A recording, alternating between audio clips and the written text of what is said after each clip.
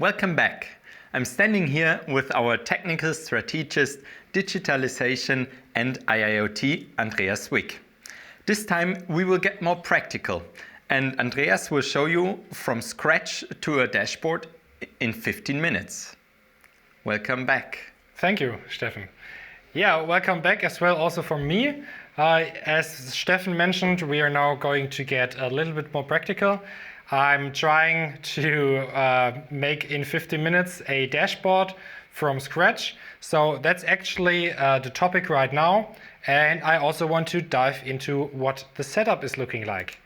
So first of all, what we have here right now is IO-Link devices.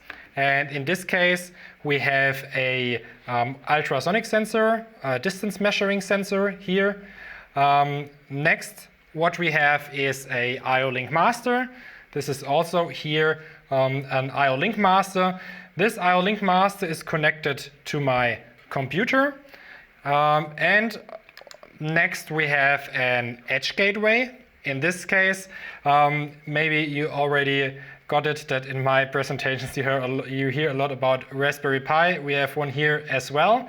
This is going to be our edge gateway, and we will do our presentation and our program with a Node-RED as a software. So Node-RED as a software, the gateway we have, and the web UI is what we want to get at the end. And we have connected the Raspberry Pi as a gateway to the master and also connected with the PC. We have a Ethernet switch here on top of the master.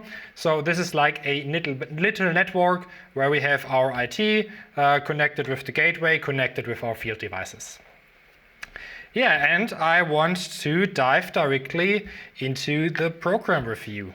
So first of all, we are here right now in the Node-RED programming environment. So Node-RED is an open source software. This software is free to use and is running on many different devices. It's running locally on my PC, for example, also running here on the Raspberry Pi. We have it running on a server. In the cloud, it's also often, you can see it also often running. So it's a very multi-use software. It's pretty easy to use as a programming interface. Of course, it involves a little bit of programming, but it is made for an easy entry. And I am trying to show it to you. So what do we want to do? We want to get data from our master. So first of all, I want to show you that we have our master connected. I'm just going to connect to the IP address of the master. And then we have, you see that we have our web server running on our master. And we want to get data from the connected devices. So you see here on the first port, we have connected an ultrasonic sensor. And the sensor is providing us with different kinds of data, like metadata and what we like process data. And the web server has different interfaces implemented. The one we are going to use is our small web service API. So I can show it to you. I'm just going to open the resource. We just need to change the top the URL to /ports.json, and then you can already see what we get. We get many different information when we open up this URL. And this information is formatted in JSON format, and this information or this web service is actually what we are going to call. And so that I'm not doing anything wrong, I'm just going to copy this URL for later use, and we switch back into Node-RED. So here in Node-RED, in the middle, you find the programming interface or your flow. And on the left-hand side, you find the nodes. Nodes are practically function blocks. And these nodes you can just simply drag and drop into your programming environment. And what do we want to do? I can just scroll down. You see there are many functions already implemented. So it's a very good tool for connecting different kinds of interfaces. What do we want to do? We want to make an HTTP request. So request HTTP is actually what we are doing when we are entering a URL in our web browser. And we want to do this request now here via Node-RED. And we can double click here on the function node. You can see here is a interface, it wants to have the URL, and I just copied it from before. Otherwise, it would be just the IP address /ports.json. This is the endpoint of the web service. And we want to get data, so that's fine. And what do we get in return? .jsn, the ending already suggests it. It is a JSON object we are going to get back. So that's actually it. I'm done. And now I can tell you we already connected our master. But for showing you, we need to start the message and we need to display it in some way. So to start the flow or to start the function, we need something that is starting a message. We can just do this one here. There we can click here on a button and a message is generated. And I would just want to show you the raw values on the right-hand side. So for this, I just drag and drop the debug node here. And then I can connect these nodes. So here a message is generated, is sent to the request, then the request is done, and then we want to show it the result here on the right-hand side. To test it and to make it live, I just need to hit deploy, and now my programming is finished. I can click here on the button, and you see a request was done, and on the right-hand side, you can see we got a request, an answer. And I can open this up, and you see we have two objects, interface and ports. And if I switch back to the web service of the master, interface and ports. So we already have the data in our environment. And if we open up the ports tab, we have a list of 16 entries. So 16 entries. You may think, why are there 16 entries? The master only has 8 ports, but the biggest master does have 16 ports, and because of that we have 16 entries. We open up the list, and in the port 0 we find lots of data. This is actually our connected sensor. But so right now we already have our data from our field device in our IT environment, in our software application. So every software that can do an HTTP request is already done here. But now we also want to process this data. So we don't want to leave it in the big context. We want to process the data. So for that, at first we only want to get the process data of the first port. For that, I'm going to use this change node. I simply connect it to the output here, and same goes here. Double click on here, and then I can change the message.payload. That's the outbounding message to, and then I can say the input is. I just click here once again so that we have it on the right-hand side. So the input is going to be message. Then we are here. Then we want to have data from the ports, so from the payload, so .payload. That's the message here. And then we want to have data from the ports, so .ports. We want to have the first entry of the list. So I'm selecting the first entry of the list. And what do we want to have? Well, let's use the process inputs, because that is actually the value of the sensor. So process inputs. So I click here on done. I want to let it display it again. So I'm just going to use another debug node to show it on the right-hand side. I deploy it again. I tidy up my screen here on the right-hand side and hit the start button again. And as you can see, on the top we have the whole object. On the bottom we already have separated the process inputs. And now we want to calculate the process inputs to actual real live value. And for doing so, we are going to use the function node. So in the function node, you can actually do real programming. We are not going to do complex things here. We just need some basic functions. And you can find a lot of resources everywhere around the internet. There are just some things you need to know maybe. It's very easy to enter here. You don't have to do all the library stuff, just some basic functions. So what we want to do is we want to declare a new variable called value. And this variable should be the input, which is message.payload, as you can see on the right-hand side. And we just want to have the first two signs of this input. So starting from 0, we want to have the first byte.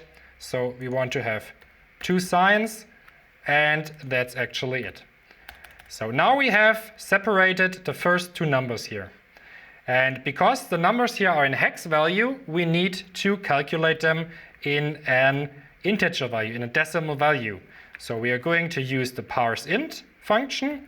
This is a function you can enter a value, and then you say from which kind of number you want to calculate in a decimal number. So hex is base 16, so you are going to enter here 16. And at the end, we just need to say, okay, the message.payload, so the output, is value. And that's actually it. So I'm just closing this down. I'm connecting it here as well. I'm going to connect and debug again so that we can see how the message is looking like. Deploy it and test it. And as you can see, we have the raw data, separated the inputs, and the output data. And if I'm changing the value of the sensor, and if I'm messaging again, you can see that the value here is actually changing. So now we have our sensor data here. And now what we want to have our data displayed on the dashboard. And for doing so, we can use the Node-RED dashboard. And this is going to provide you with lots of easy functions to display something. And we want to display the number as a text. As a gauge is also very nice to look at. And of course, we want to have a chart. So we're just putting them in here, connecting them to our output. And then we just need to declare how the dashboard is going to look like. For doing so, I'm just going to make a new tab in the dashboard. You will see it in a minute how it's looking like. So we're doing a new UI tab. And the tab we call virtual event. Click add. And we make the group a little bit broader so that we see more. And that's the sensor value, that's the group name, and that's actually it. So now we have the text in virtual event sensor value. We can label it distance, and we can make it a little bit more beautiful, that is looking a little bit nicer, and do this with the gauge again. Fortunately, the program is very intuitive, so I just can select it here, virtual int sensor value. We have a gauge. Let's say it goes from 0 to 30, and that's it. And I open up the chart, and I just assign the group. That's fine with me. The chart also is named distance, and that's it. And then I hit on deploy, and actually we are done with our dashboard. But I will show you. So you can open up the dashboard by simply going to the same IP address like Node-RED and add UI at the end. And then we have our dashboard open. But we see the dashboard, but we don't see any values. Well, that's pretty easy to say why. We haven't had a message generated. And we don't want to sit here and click on the button every time. So what we are going to do, I'm going here to the timestamp and I'm saying repeat the request every second, hit done, deploy it. I just deactivated the two debug tabs here so that we can see here on the right hand side that it's going to be requested every second. And if I'm switching back to the dashboard, you can see we have actually built our dashboard in 14 minutes and 40 seconds. So we have the distance here as a value, as a text value. We have it as a gauge, and we have it here as a graph. So mission accomplished, I would say. Thank you very much for listening, and I'm eager to see whether you have some questions. thank you, Andreas, for this great practical exercise here. So I have a question, and you know me since quite a while, and you probably know that I'm not a software developer at all. How big is the entry barrier for me to start with Node-RED? Yeah, of course. From scratch to dashboard in 50 minutes was for me because I know this program. But still, programming means programming, so you need to have some thoughts into it. But you have different levels of how intuitive a programming can be. And if you want to get a glimpse of programming, Node-RED may be a good starting point. Because it's on the one hand side very easy to use. It has a lot of functions. It is open source, so it doesn't cost you anything. It has a big community with lots of connectors like cloud connectors to MindSphere, SQL database connectors, API connectors and all stuff like this, MQTT, OPC, you name it. There are function blocks for it. And so it is, you have to fiddle yourself into it. But if you want to start a little bit with programming, this may be my recommendation as an entry point. And as an example, I show this in some trainings for our colleagues of the sales, and there are also some with no knowledge about programming beforehand. But they are really eager to try it out. They tried it out and they were able to build up dashboards that sometimes look more beautiful than mine. So they are really into it. Okay, so it doesn't seem that difficult, but I will need probably more than 15 minutes. Yeah, you may need more than 15 minutes. Okay, so that was now fast and easy. Yeah. But you already said it in your session before, the Raspberry Pi is maybe not the best suited for industrial applications. How would what could you recommend to solve an application in industrial environment? So for an industrial environment, so what we are doing with Node-RED a lot is we are doing a lot of proof of concepts and small projects. Local projects especially. If we are scaling up, if you're making it more professional, of course we are doing proper coding. So it is not a subsidiary for text-coded programming with security built in, but for small projects, for proof of concepts, even in your production, it may be useful. We are doing it the same way. And then we are going to professionalize it if it's proving worthy of doing so. Okay, so and I see that we have 2 questions in our chat. The first one, what language does Node-RED use? That's a little bit tricky to answer because if you're programming Node-RED like I did right now, if I'm using the function node, for example, I'm using JavaScript. But if you're going behind the scenes of Node-RED, so Node-RED is a Node.js application. So if you want to program these function blocks on the left-hand side, then you would program them in Node.js.